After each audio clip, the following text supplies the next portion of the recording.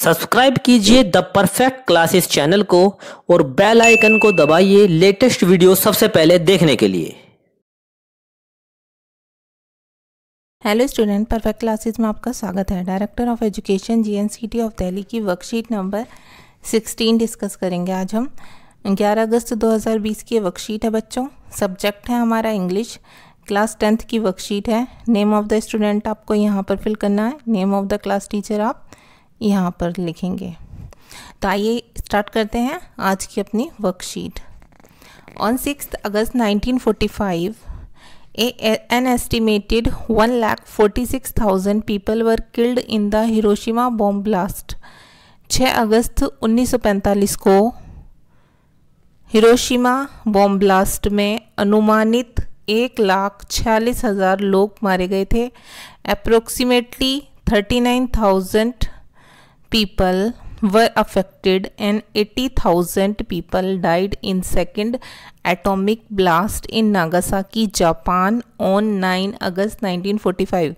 1945 में 9 अगस्त को जापान के नागासाकी में सेकंड एटॉमिक ब्लास्ट हुआ था, जिसमें 80,000 लोग मारे गए थे और लगभग 39,000 लोग उससे प्रभावित हुए थे, अफेक्टेड हुए थे। It wiped out almost 90% of Japan's population, और ये जापान की पॉपुलेशन का लगभग 90% था।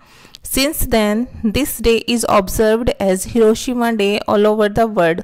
उस दिन से इस दिन को पूरे संसार में हिरोशिमा डे के नाम से मनाया जाता है। Wars cause a lot of destruction and may even cause the world to end if we don't stop destructive activities. युद्ध जो होते हैं वो बहुत विनाश के कारण होते हैं, और ये संसार को अंत करने का कारण भी बन सकता है अगर हम इन विनाशकारी क्रियाओं को नहीं रोकते। तो इसमें क्या बताया हुआ बच्चों, दो ऐसी डेट बताई हुई है इसमें जब हिरोशिमा पर बॉम्ब ब्लास्ट हुआ था, ठीक है, और एक नागासाकी में हुआ था सेकेंड एटॉमिक ब्लास्ट। उसमें बताया हुआ है कि फर्स्ट में तो 1,46,000 पीपल मारे गए थे और सेकेंड में 80,000 मारे गए थे और 39,000 लगभग अफेक्टेड हुए थे उससे, जो जापान में हुआ था 1945 में, और एक हुआ था फर्स्ट 6 अगस्त 1945 को। 2 डेट्स में हुआ था, 1945 में हुआ था, जापान में ही हुए थे ये दोनों बॉम्ब ब्लास्ट, ठीक है। और इसमें ये बताया गया है कि उस दिन को हिरोशिमा डे के नाम से पूरे संसार में मनाया जाता है। और जो वॉर्स होती हैं, जो युद्ध होते हैं, बस इससे हमें क्या मिलता है, बस विनाश ही विनाश मिलता है। अगर ये ऐसे ही चलता गया तो हमारा पूरा जो संसार है वो भी ख़त्म हो सकता है, ठीक है, हमारा ये वर्ल्ड ख़त्म हो सकता है अगर हम इन विनाशकारी क्रियाओं को करना नहीं रोकते। तो आगे देख लेते हैं पैराग्राफ में क्या है। A similar idea is reflected in the poem Fire and Ice by Robert Frost. It shows a deep concern. बिल्कुल सेम ऐसा ही एक आइडिया जो पोएम है उसमें रिफ्लेक्टेड है, प्रतिबिंबित किया गया है। कौन सी पोएम में? फायर एंड आइस, ठीक है, फायर एंड आइस जो रॉबर्ट फ्रॉस्ट के द्वारा लिखी गई है, और ये डीप कंसर्न दिखाती है, ठीक है, बहुत गहरी चिंता व्यक्त करते हैं रॉबर्ट फ्रॉस्ट इस कविता के माध्यम से, ठीक है। और वो भी सेम यही विचार रखते हैं जो अभी ऊपर हमने लाइन पढ़ी है कि मतलब अगर ये विनाशकारी क्रियाएं नहीं रोकी गई तो हमारा संसार, हमारा ये वर्ल्ड एक दिन समाप्त हो जाएगा। While you read the poem given below, जब आप नीचे दी हुई पोएम पढ़ोगे, how the poet uses word like end fire perish and hate, तो कुछ इस टाइप के वर्ड्स यूज़ किए गए हैं, एंड अंत, आग, विनाश, घृणा आदि। All these words suggest destruction and and, और ये सारे शब्द हमें क्या सुझाते हैं? विनाश और अंत की तरफ दिखाते हैं। Also note how the poet uses some words repeatedly, for example some say. और आप ये भी देखेंगे कि पोएट ने कुछ वर्ड्स बार बार यूज़ किए हैं, उदाहरण के लिए जैसे सम से कुछ का कहना है। To give a musical effect the poet uses rhyming words कुछ म्यूजिकल इफेक्ट देने के लिए पोइट ने राइमिंग वर्ड्स का भी यूज़ किया है। Few sounds have also been repeated, कुछ साउंड्स भी रिपीट की गई हैं। Example favour fire. तो बच्चों ये हमने क्या पढ़ा कि पहले हमें ऊपर एक पैराग्राफ दिखाया गया कि जिस तरह से वॉर्स हुई थी या जो विनाश हुआ था जापान में, उससे हमें कुछ सीख लेने की ज़रूरत है। कितने लोगों की जानें गई, वहाँ से हमें ये देखने के लिए मिल रहा है कि कितना विनाश हुआ है युद्ध से, ठीक है, कितना नुकसान हुआ है, कितने लोगों का लॉस हुआ है, कितनी जानें चली गई। तो सेम यही आइडिया हमें फायर एंड आइस में देखने के लिए मिलेगा, जो एक चिंता व्यक्त की गई है रॉबर्ट फ्रॉस्ट के द्वारा। उन्होंने ये बताया नीचे दी हुई पोएम में कि अगर फायर या हेट या एंड इस टाइप के ये जो वर्ड्स उन्होंने यूज़ किए गए हैं कि ये सब चीज़ें हमें किस ओर ले जाती हैं, अंत की ओर ले जाती हैं। और अगर कुछ उनके बारे में हमें कुछ बातें भी बताई गई हैं, जैसे उन्होंने कुछ वर्ड्स को रिपीटेडली यूज़ किया है सम से, कुछ लोगों का कहना है, कुछ म्यूजिकल इफेक्ट्स भी राइमिंग वर्ड्स के थ्रू वो डालते हैं अपनी पोएम्स में, तो वो डाला है उन्होंने यहाँ भी, और कुछ उन्होंने वर्ड्स रिपीट किए हैं। तो आइए हम देख लेते हैं पोएम फायर एंड आइस। तो ये हमारी पोएम है बच्चों, fire and Ice by Robert Frost. Robert Frost ने लिखी है, ये इसके पोइट हैं। तो हम पढ़ते हैं। सम से the world will and in fire, कुछ का कहना है कि जो हमारा वर्ड है वो किससे, आग से समाप्त हो जाएगा। फायर मीन्स आग, आग से समाप्त हो जाएगा। सम से इन आइस, कुछ का कहना है कि बर्फ़ से। From what I have tested of desire, जैसे कि मैंने इच्छाओं को देखा है, उन्हें चखा है। I hold with those who favour fire, मैं उन लोगों के साथ जाना चाहूँगा जो कहते हैं कि आग से ख़त्म होगा, ठीक है। वो किन्हें फेवर कर रहे हैं, जो आग को कहते हैं कि आग से समाप्त हो जाएगा संसार। But if it had to perish twice, लेकिन यदि अंत 2 बार होना हो तो। I think I know enough of hate, तो मैं ये भी सोचता हूँ कि हेट ही काफ़ी है, मतलब नफ़रत ही काफ़ी है। To say that for destruction ice it also great and would suffice, मतलब अगर हम कहें कि बर्फ़ से ही विनाश होगा तो ये भी महान है और ये भी पर्याप्त होगा। अब बच्चों मैं इसका मतलब समझा देती हूँ पोएम का और अच्छे से आपको। देखिए पोएट ने 2 वर्ड यूज़ किए हैं इसमें, आप 2 वर्ड पर ध्यान दीजिए। एक तो फायर और एक कौन सा वर्ड यूज़ किया है उसने, आइस, ठीक है। तो रॉबर्ट फ्रॉस्ट क्या कहना चाह रहे हैं, 2 वर्ड के थ्रू इस पोएम में ये बताया गया है कि फायर और आइस 2 चीज़ें ऐसी हैं जिससे संसार समाप्त हो सकता है। वैसे वो उन लोगों के पक्ष में है जो फायर को फेवर करते हैं, लेकिन वो कह रहे हैं कि आइस भी इसके लिए पर्याप्त है। तो अब इसका मतलब फायर का और आइस का इस पोएम में क्या दिखाया गया है वो मैं आपको बता देती हूँ बच्चों। फायर की अगर हम बात करते हैं, तो फायर का मतलब किससे है यहाँ पर, फायर का मतलब है यहाँ पर डिज़ायर, ओके। और अगर हम बच्चों आइस की बात करते हैं तो आइस का मतलब किससे है यहाँ पर, हेट।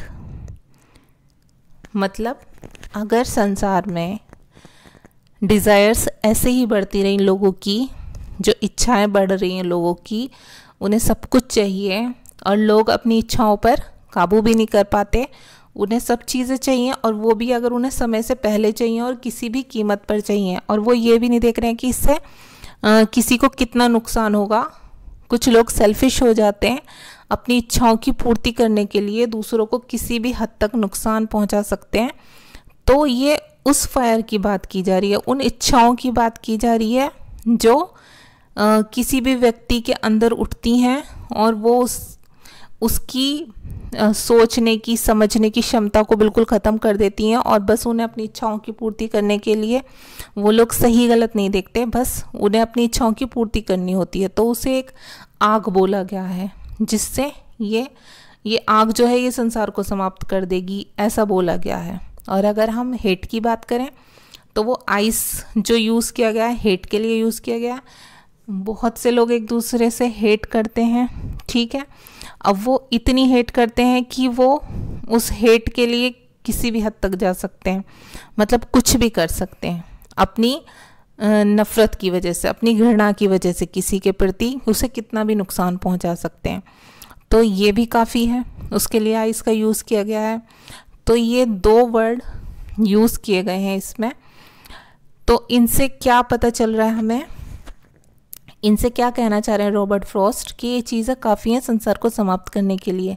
अगर फायर से ही पक्ष में है वैसे तो वो फायर से ही संसार समाप्त हो जाएगा, लेकिन अगर किसी और चीज़ से भी होना हो या 2 बार समाप्त होना हो संसार को, तो फिर किस चीज़ से, आइस भी काफ़ी बताइए उन्होंने, मतलब हेट, जो हेट बढ़ रही है संसार में वो भी काफ़ी है। या फिर हेट के साथ साथ आप ग्रीड, जो लोगों का लालच बढ़ रहा है आजकल, ठीक है, लालच भी हेट के साथ आइस, एज आइस यूज़ किया गया है।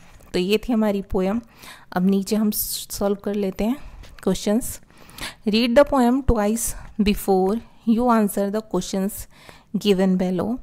आप पोएम को 2 बार पढ़िए, ठीक है, प्रश्नों के उत्तर देने से पहले जो नीचे दिए हुए हैं। मतलब आपको इन प्रश्नों को पढ़कर आंसर देने से पहले आपको 2 बार पोएम को पढ़ना है। तो 2 बार मैंने अच्छे से बच्चों पोएम समझा दी। आई होप आपको पोएम समझ आ गई होगी। अब हम क्वेश्चंस के आंसर देख लेते हैं। Name the poet of the given poem. आपको पोएट का नाम बताना है जो ये पोएम है, इसके पोएट कौन है। तो आप इसका आंसर लिख सकते हैं रॉबर्ट फ्रॉस्ट, क्योंकि इसके राइटर कौन है बच्चों, इसके राइटर हैं Robert Frost. Okay, second question देख लेते हैं हम अपना। फर्स्ट हो गया हमारा, सेकंड देख लेते हैं। Pick out 2 pairs of rhyming words from the poem. अब आपको 2 पेयर यहाँ पर राइमिंग वर्ड्स के लिखने हैं। अब हम पोएम में देख लेते हैं। पोएम में बच्चों हमें राइमिंग वर्ड्स दिए हुए हैं, देखिए आप यहाँ से लिख लेना। एक पेयर तो ये हो गया फायर और डिज़ायर, ठीक है। एक पेयर हो गया आपका हेट और ग्रेट का। एक पेयर हो गया आइस और सफिस। तो आप ये एक पेयर ये ले लेना फायर डिज़ायर वाला, और एक पेयर बच्चों आप ये ले लेना हेट और ग्रेट वाला, ठीक है। और ये आंसर नंबर 2 में लिख देना आप। ओके, आंसर 2 में लिख देना। तो अब देख लेते हैं क्वेश्चन नंबर 3 देख लेते हैं। क्वेश्चन नंबर 3 है बच्चों, some in line 1 refers to anyone or some human beings. तो एनीवन, ठीक है, सम किसको रेफर कर रहा है, एनीवन को। तो आप एनीवन लिख लेना, इसका आंसर एनीवन होगा। तो हम एनीवन पर टिक कर देते हैं। 4 देखिए, fire in the title means hatred और लव। तो मैंने बताया था आपको कि अगर हम फायर की बात करते हैं तो उसका मतलब किससे है, डिज़ायर से, ठीक है। और अगर हम आइस की बात करते हैं तो उसका मतलब हेट और लव, सॉरी हेट और ग्रीड। तो फायर का मीनिंग यहाँ पर क्या होगा, लव, ठीक है। लव कैसे होगा, क्योंकि जब हमारी डिज़ायर्स बढ़ती है ना बच्चों, तो जैसे डिज़ायर किसी भी चीज़ के लिए हो सकती है, और डिज़ायर उसी चीज़ की होती है जो चीज़ हमें पसंद होती है। अब पसंद एक लिमिट तक अच्छी होती है, ठीक है, कोई चीज़ आपको नहीं मिल रही तो हमें पेशेंस रखना चाहिए। फिर उसके लिए अगर मेहनत करनी चाहिए, मेहनत के बाद मिलती है तो ठीक है, वरना हमें पेशेंस कर लेना, रख लेना चाहिए कि ठीक है नहीं मिली कोई बात नहीं। लेकिन जब हमारा लव किसी भी चीज़ के लिए आउट ऑफ कंट्रोल हो जाता है तो वो फिर हमारे लिए बहुत डेंजरस हो जाता है।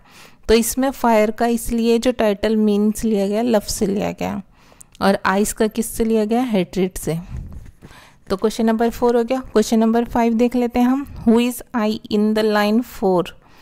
4 में कौन है आई, देख लेते हैं। यहाँ पर आई किसको फेवर करना चाह रहे थे, आई फेवर करना चाह रहे थे पोएट, मतलब फायर को। तो ये किसकी बात हो रही है यहाँ पर, पोएट की बात हो रही है बच्चों, ठीक है। तो हम देख लेते हैं, यहाँ पर हम अपना आंसर लिख देते हैं पोएट।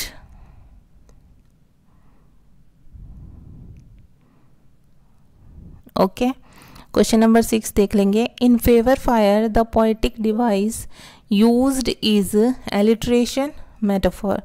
तो यहाँ पर क्या आएगा आंसर? एलिट्रेशन, अनुप्रियास अलंकार, क्योंकि फेवर और फायर दोनों में क्या आ रहा है यहाँ पर? एफ की रिपीटेशन हुई है, तो ये एलिट्रेशन हो गया। क्वेश्चन नंबर 7 देख लेते हैं। The words perish means, perish का मीन क्या होगा बच्चों?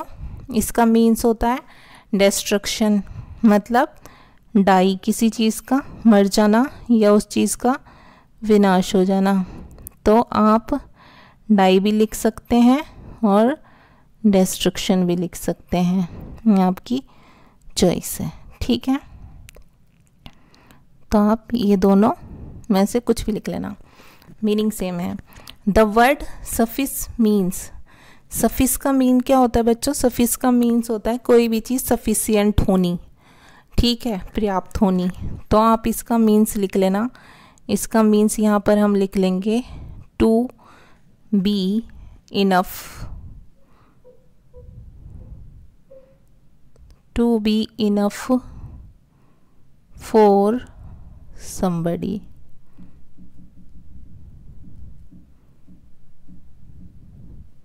अब बच्चों क्वेश्चन नंबर 9 देख लेते हैं।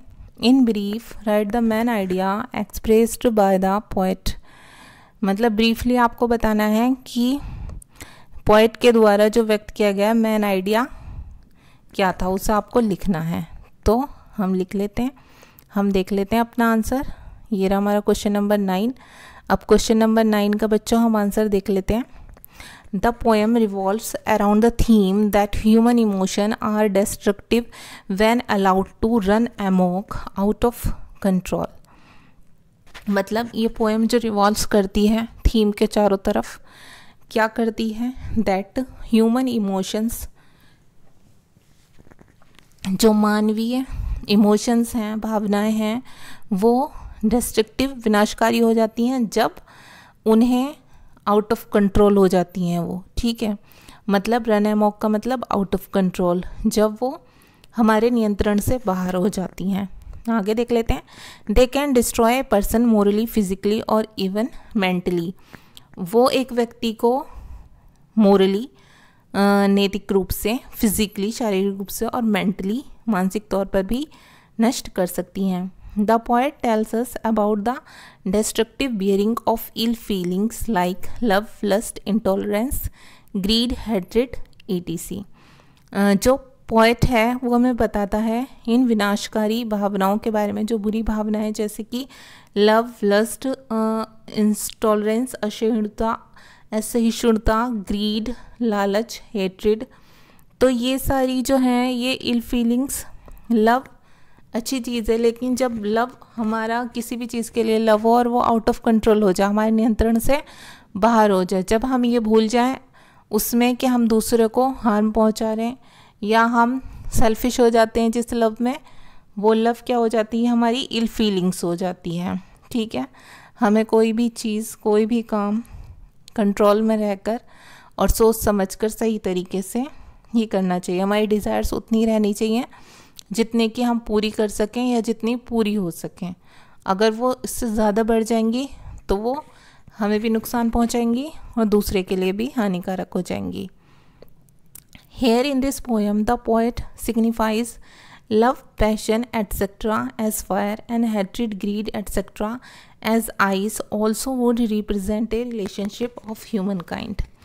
तो यहाँ पर इस पोएम में पोएट जो सिग्निफाइज करता है लव और पैशन आदि, इन सब चीज़ों को एज ए फायर सिग्निफाई करता है, और हैट्रेड और ग्रीड आदि ऐसी चीज़ों को आइस के तौर पर सिग्निफाई करता है, और वर्ड को रिप्रेजेंट करता है ह्यूमन मैनकाइंड के रिलेशनशिप्स की तरह, ठीक है। तो ये हमारा क्वेश्चन नंबर 9 था बच्चों। क्वेश्चन 10 और देख लेते हैं। What is the message of the poem? Poem का मैसेज क्या है? तो the poem Fire and Ice by Robert Frost is a metaphor for human feelings of desires and hatred. ये पोएम जो है फायर एंड आइस जो Robert Frost के द्वारा लिखी गई है, ये एक मेटाफोर है किसके लिए? ह्यूमन फीलिंग्स के लिए, हेट्रेड और डिज़ायर, मतलब उसके स्थान पर इसका प्रयोग किया गया है। जो हमारी मानवीय इच्छाएं हैं, जो इच्छाएं और नफ़रत के लिए फायर और आइस का प्रयोग किया गया है। ठीक है, fire represent burning desires while ice on the other hand depicts ice cold hatred. Fire तो रिप्रेजेंट करती है बर्निंग डिज़ायर्स को, जबकि आइस किसे रिप्रेजेंट करती है, वो किसे दर्शाती है, वो डिपिक्ट करती है हेट्रेड को, कोल्ड हेट्रेड को। It tells us about how we humans will be the end of our own race. और वो ये बताती है कि हम मानव किस प्रकार अपनी ही दौड़ में हमारा अंत हो जाएगा। मतलब अगर यही सब कुछ संसार में चलता रहा, ऐसे ही मनुष्य अपनी इच्छाएं पूर्ति के लिए सब कुछ करता रहा, अगर वो सही से बुरे कामों पर आ गया, ठीक है, बस उसे अपनी इच्छा पूर्ति के लिए चाहे कितना भी विनाश करना पड़े, किसी को कितनी भी हानि पहुंचानी पड़े, और वो अपनी इच्छाओं की पूर्ति करेगा और अपनी नफ़रत पूरी करने के लिए, अपनी घृणा किसी के प्रति दिखाने के लिए अपना कोई भी एक्शन लेगा, तो उससे क्या होगा बच्चों? ये संसार एक दिन समाप्त हो जाएगा। तो ये थी हमारी वर्कशीट जो कंप्लीट हो गई है, सॉल्व हो चुकी है। ठीक है, आई होप आपको मेरी वीडियो समझ आई होगी। ठीक है बच्चों, अगर आपको मेरी वीडियो समझ आई है तो प्लीज़ मेरी वीडियो को लाइक कर दीजिएगा, इसे शेयर कर देना अपने फ्रेंड सर्कल में, और मेरे चैनल को अगर आपने सब्सक्राइब नहीं किया है तो प्लीज़ मेरे चैनल को सब्सक्राइब कर लेना। Okay, thanks for watching.